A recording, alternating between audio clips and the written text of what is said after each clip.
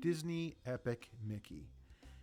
I'm gonna try here. I'm really gonna try. I'll be honest. I want to come on here, and in a perfect world, I would just make this a 5-second video, make my point extremely clear, and be done with it. But I'm gonna try to express myself and explain my thoughts on this game. I fucking hate Epic goddamn Mickey. I have wanted to play this game for a long time. It came out in 2010. It's a Wii exclusive. What do I mean? I hate this game. I loathe this game. This is the first game I played where I truly hate. I mean, vitriol fucking hate Epic Mickey. Warren Spector, you son of a bitch. Here, let me just back up a second. Okay, Epic Mickey. What the hell is this game? What the hell is Epic Mickey? Why is it called Epic Mickey? That I can't explain. What I can explain is it's a 3D platformer puzzler with the gimmick being you are Mickey. You're in the world of make-believe, and you have paint in one hand and you have thinner in the other. First of all, let me give the one big positive out of the way, which is the story. Now when I say the story is a positive, I don't mean the story is some grandiose, amazing story that I can't believe they were able to tell. It's nothing to write home about, but here's the thing. It's an original story. It's something unique. It's something different. It's also something I don't think Disney would ever do nowadays. But it's kind of a critique looking in on the world of Disney, and specifically a lot of the characters who were kind of forgotten. These characters who are no longer in any Disney properties. They're just kind of no longer part of the world.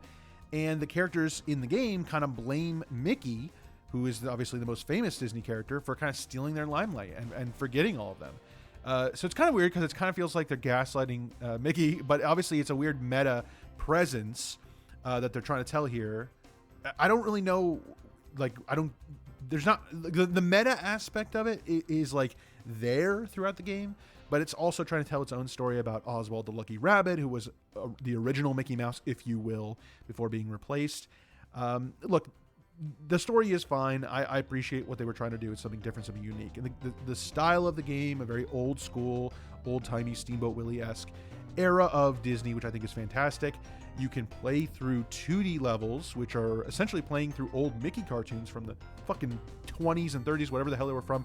And that's cool. And also in those levels, you can unlock the actual cartoons themselves, which you can watch in the theater. So in that aspect, that's all great stuff. In the game, you can use the Wiimote and Nunchuck.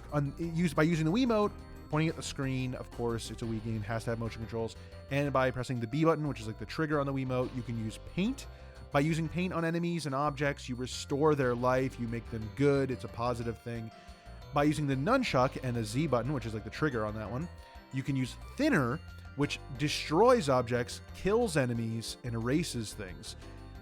Now, going into this, I kind of felt like, there's some sort of morality system at play. It's kind of this battle of, paint versus thinner, good versus evil. Pretty straightforward. Especially with the consideration that this game is assumedly made for kids. It kind of, that's how I went into it, right? I went into this game thinking this is a kid's game.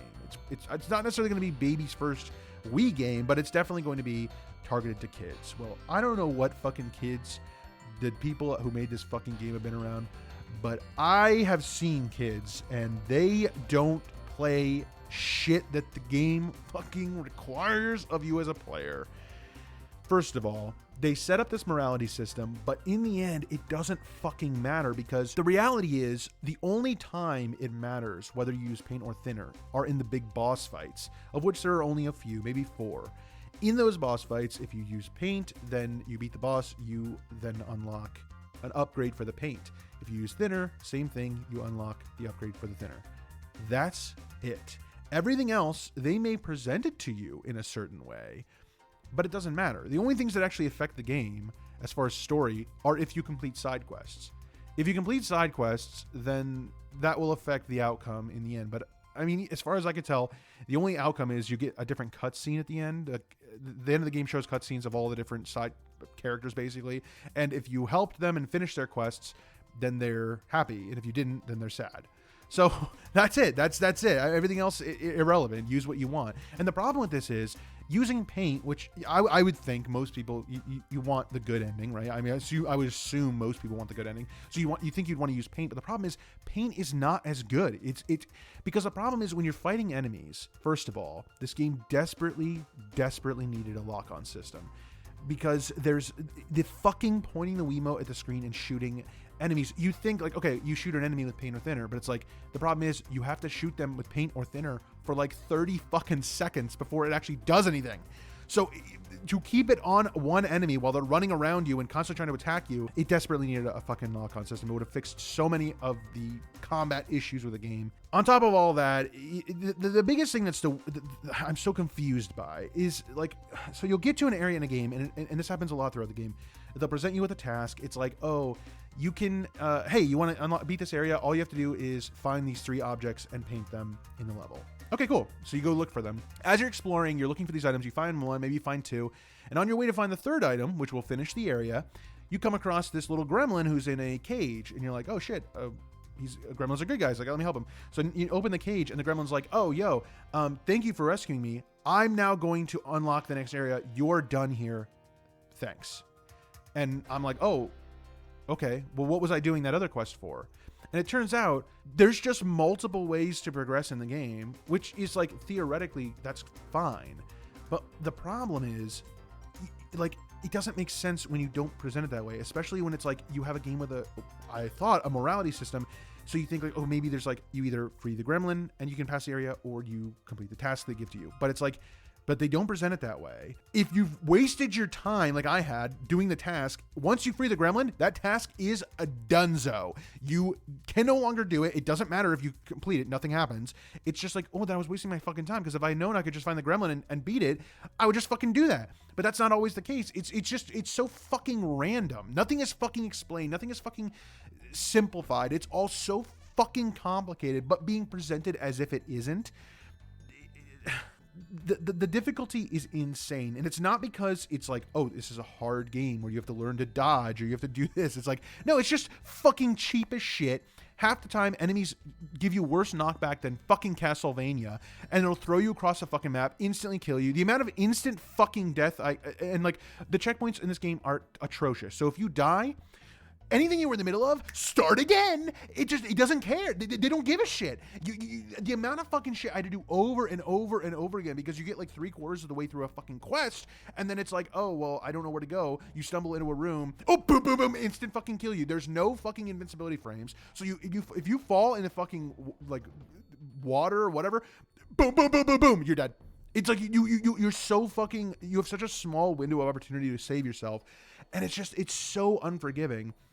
In the final fucking area, this was the most egregious part, a final fuck you, if you will, from Mr. Warren fucking Spector himself. In the final level, you are broken up into 4 sections. If you beat all 4 sections, you beat it. But I'm on the 3rd area. I'm finishing it up. I finally fucking beat it. I've died numerous times for bullshit fucking reasons, where enemies will just fucking swamp me and I can't do shit about it. And I finally fucking beat it. And because I was standing in a spot that the game did not like, during the cutscene to present the final area, I died because the game didn't, for whatever fucking reason, I died. I don't know if a person was bodying me, or if I, like I said, just was in a spot the game didn't like, and I had to do it all over again. Thank you, Epic Mickey. Thank you, you piece of fucking shit. And I know they made a sequel, and I would like to think that they improved on these things, and maybe they did. But as far as Epic Mickey goes, I fucking hated this game. I would never recommend it to anyone. I wouldn't recommend this to children. I wouldn't recommend this to adults. The only person I would recommend this to is someone who is already just wants to fucking end it all, because this game will put you over the edge and convince you 100% that life is not worth living. Because if games like this can get made, then what the fuck is the point? Yeah. Hopefully you got something out of that. I don't know if it was even coherent. I'm so burnt out on this fucking game. I need to play something worth my time. Fuck you, Epic Mickey, you son of a bitch.